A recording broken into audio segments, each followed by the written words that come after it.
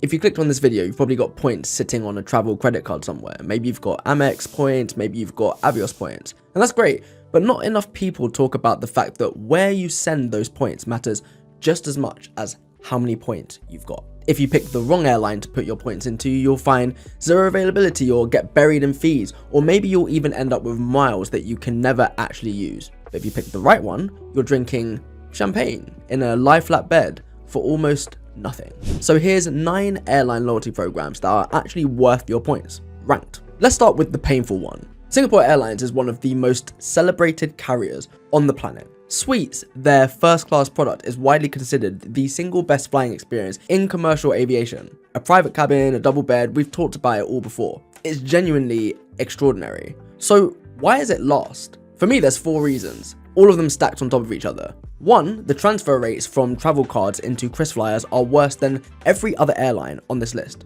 You're losing value before you've even searched for a flight. And when you do search, availability is notoriously scarce. When you find the space, the points required are astronomically high. And because Singapore Airlines cash fares are expensive, the competition for those award seats is fierce. It's the program that promises the most and delivers the least in terms of consistency. An incredible product trapped behind 4 pretty strong walls. At number 8 is ANA. ANA is one of the most decorated airlines in the world and Japan's largest thanks to the great bankruptcy of Japan Airlines in 2010. Its business class and first class offers the kind of experience people plan entire trips around. But getting points directly into ANA's own program has limitations. Amex is the main way in, and availability on the top of redemptions can be genuinely pretty tight. But here's where that picture changes. You can book ANA flights, including first class, directly through Virgin Atlantic Flying Club, often at better rates than ANA's own program. So if you're already collecting Virgin points, ANA becomes far more accessible than it first appears. Number 7 is Etihad. It doesn't get enough credit, and to be honest, their business class is excellent. And the first class apartments, I mean, we don't need to speak about them. They're legendary, butler service, all of these kinds of things. It's probably one of the most premium products still operating commercially. And although at the time of recording, flights are substantially reduced, Amex and HSBC both connect to Etihad at solid rates, so getting points in is super straightforward. The issue is on the spending side. Award availability has tightened considerably, and the program has had its fair share of inconsistencies over the years. When it works, it's brilliant. It just takes more effort to make it work than it should do, and that's kind of off-putting. Number 6 is Emirates, sharing the current airspace challenges as Etihad, of course, but under normal circumstances is one of the most powerful airlines in the world, especially for destinations, and some of the best onboard experiences that are available. Emirates flies to over 150 destinations across 80 countries, so wherever you're going, they probably fly there. But something is really interesting about how points work. American points collectors have a pretty sweet deal. Amex transfers directly to Skywards at a clean 1-to-1 ratio. Most other markets, including the UK, took a significant hit in early 2026, i.e. this year. The transfer rate was cut so much that you now need significantly more points to get the same number of Skyward miles. It was never a 1-to-1 ratio in the UK, or at least not recently, but now it's even worse. So much so that when you're transferring from Amex or HSBC or any other program really into Emirates, you get a lot less Skyward reward miles for your buck. And the other transfer partners are just as bad, Marriott and whoever else you can think of off the top of your head. But economy redemptions are pretty reasonably priced. So for that reason, flights are definitely worth a look. Just know that you're working slightly harder than American points collectors, and if you live in the US, then I'm really happy for you. Halfway there, Cathay Pacific at number 5. Cathay's new Aria suite just won the best new business class at the major industry awards, and in general, the airline is a pleasure to fly with. Hong Kong is an extremely useful hub when it comes to traveling to Southeast Asia and East Asia, and because Cathay is a One World member, Asia Miles unlocks flights across a wide range of partner airlines too, which seriously extends where you can go. As with a lot of other airlines on this list, Amex transfers in at a solid rate, HSBC too, so collection is pretty straightforward. The caveat being that Cathay can be pretty stingy with releasing award space to partner airlines.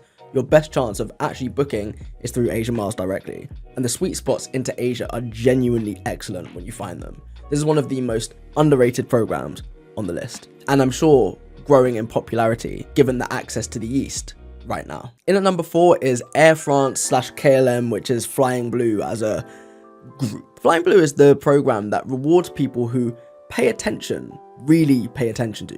Every single month they publish promo awards, which is a selection of routes that are up to 50% off the standard rate of points. If you've got any flexibility on dates or destination, the value you can find is pretty hard to beat anywhere else on this list. Amex transfers in a 1-to-1, which obviously makes the collection of points really easy. The combined Air France and KLM network covers over 300 destinations across 116 countries, one of the widest on this entire list. Air France has excellent premium products, first class, business class, genuinely world class. So worth setting a reminder for when the promo drops. This program consistently punches well above its weight. Now, if you've been here for long enough, you might be surprised to hear me say that British Airways is number 3. Avios as a currency is shared across a lot of different airlines, but where you hold the points in terms of Avios still matters.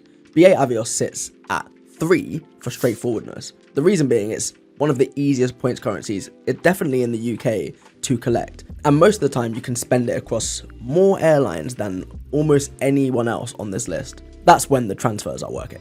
Amex transfers in at a 1-to-1, HSBC, Barclaycard, so many cards earn Avios directly with every purchase. And when peak travel seasons arise, short haul in Europe has some of the best redemption value you'll find anywhere. Returns to Barcelona, Lisbon, Cyprus for a few thousand points, and 50p or £1 as the taxes is genuinely exceptional. For long haul though, BA's flights carry some pretty hefty fuel surcharges. So the move most experienced collectors make is redeeming on partner airlines instead, where the fees are significantly lower.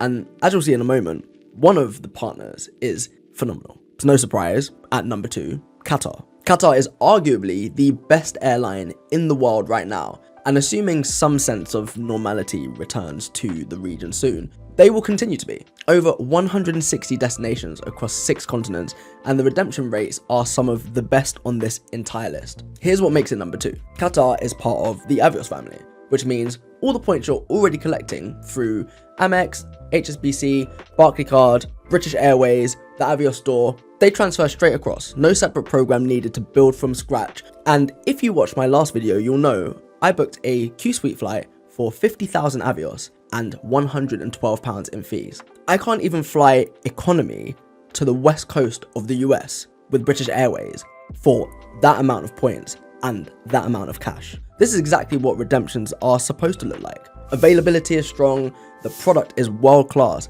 and if you're already in the Avios ecosystem, you're probably closer to a Q-Suite redemption than you think. And of course, their economy redemptions are just as good value for money. But surprisingly, for all of the love that I give to Qatar, I don't have Qatar at number 1. Number 1 is actually Virgin Atlantic Flying Club. And the case for this is so easy. It sits very highly for all 3 things that actually matter.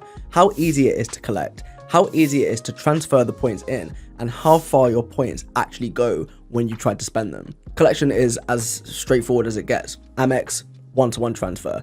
HSBC transfers in well, and Virgin have their own cards as well. They have objectively the best staff in the skies. It's not up for debate. And their switch to dynamic pricing in late 2024 brought in some of the lowest transatlantic business, premium economy, and economy redemptions in the market. I'm talking like 7,500 Virgin points to fly to the west coast of the US in economy. But the real reason it's number 1 is the partner network. Virgin's part of SkyTeam, that means Air France, KLM, Delta, and a whole host of other airlines. Outside of the alliance, they have a direct partnership as well with ANA, who I mentioned earlier, meaning that you can use Virgin points to book ANA first class, business class. It's really, really a great partnership. On a lot of their partner airlines, the fees are minimal. So in summary, you have multiple ways in, a global network to spend across, and genuine sweet spots that hold up. Nothing else on this list does all 3 of those things as well as Virgin Atlantic Flying Club. And that's the ranking. Let me know if you agree. Let me know where you enjoy spending your points. Let me know if you disagree. This landscape is always changing. I try and keep up with the most up-to-date information. So hopefully you found this one interesting. Hopefully you learned something. If you're still here at the end, I appreciate you as always. Don't forget to like, subscribe, share, all of that good stuff. I'm Jordan. This is Miles Ahead. And as always, safe.